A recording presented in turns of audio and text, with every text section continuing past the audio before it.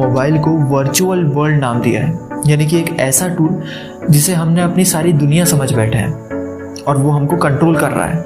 एक ऐसा डिवाइस जो आपकी सोच तक को बदलने की पावर रखता है, जो आपके बारे में आपके परिवार, आपके दोस्तों से ज़्यादा जानता है।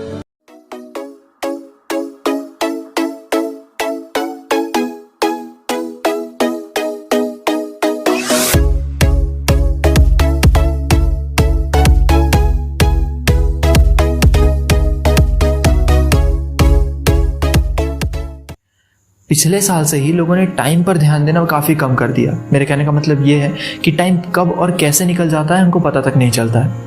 जैसे कि मान के चल लो, अभी अभी ऐसा लगता है कि नया साल आया था और 3-4 महीने कैसे बीत गए पता ही नहीं चला। लेकिन ऐसा हो क्यों रहा है, ऐसा महसूस हमें क्यों हो रहा है और इसके पीछे का रीज़न क्या है? और ये किसी एक इंसान के साथ दिक्कत नहीं है, ये ढेर सारे लोगों के साथ दिक्कत है कि टाइम कब और कैसे निकल जाता है हमको पता तक नहीं चलता है। यदि इसके साइंटिफिक रीज़न की यदि बात करी जाए तो कुछ साइंटिस्ट का मानना ये है कि कोविड-19 के बाद लोगों ने मोबाइल, कंप्यूटर, लैपटॉप जैसे टूल्स पर ज़्यादा टाइम स्पेंड करना शुरू कर दिया, जिसके कारण से उनका स्क्रीन टाइम बहुत ज़्यादा बढ़ गया। इसलिए ये समस्या देखी जा रही है, यानी कि लगभग एक दिन का 25 से 30% हिस्सा लोग मोबाइल देखने में या फिर उस पर कुछ काम करने में व्यतीत कर देते हैं। 1 मिनट, यानी कि 7 घंटे सोने में और 7 से 8 घंटे मोबाइल देखने में, यानी कि हम 12 से 15 घंटे तो मोबाइल देखने में और सोने में बिता देते हैं। गजब। खैर छोड़ो, अभी जो अनुमान लगाया जा रहा है ये इसलिए भी है क्योंकि आजकल ढेर सारे लोग अपने घरों से काम करना स्टार्ट कर दिए हैं, यानी कि ऑफलाइन की जगह ऑनलाइन पर ज़्यादा फोकस किया जा रहा है। लेकिन इतना ज़्यादा मोबाइल, लैपटॉप या फिर कंप्यूटर का यूज़ करने से हमारी बॉडी पर कुछ ना कुछ तो इफ़ेक्ट पड़ते ही होंगे।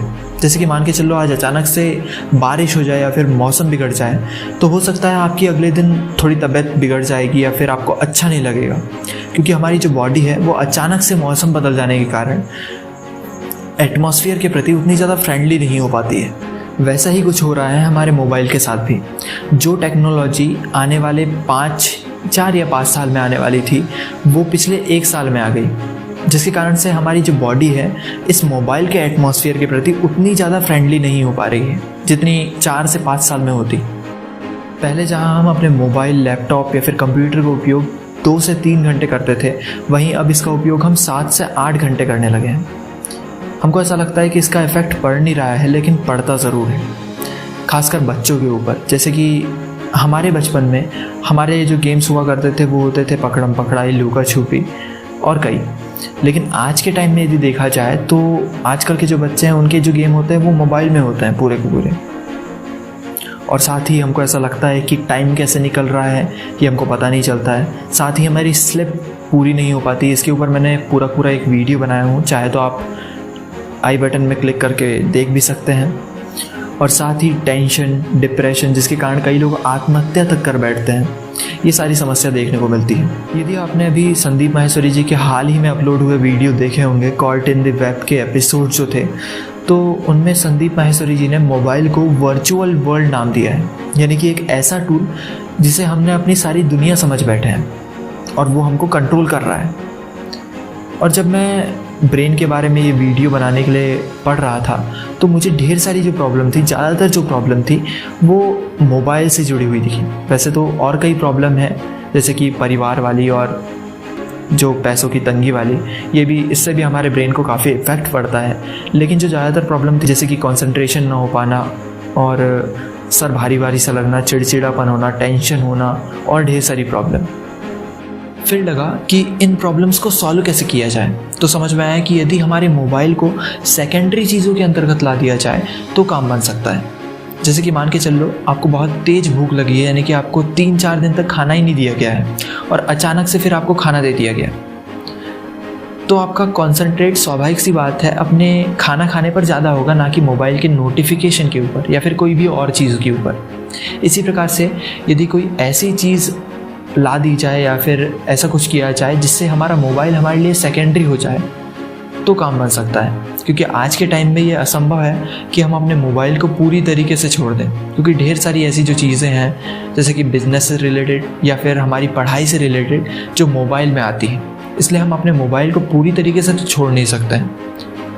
तो एक काम कर सकते हैं हम कि कोई ऐसी चीज़ ला दी जाए जिससे हम अपने मोबाइल को सेकेंडरी चीज़ों के अंतर्गत लाना शुरू कर दें, तो काम बन सकता है।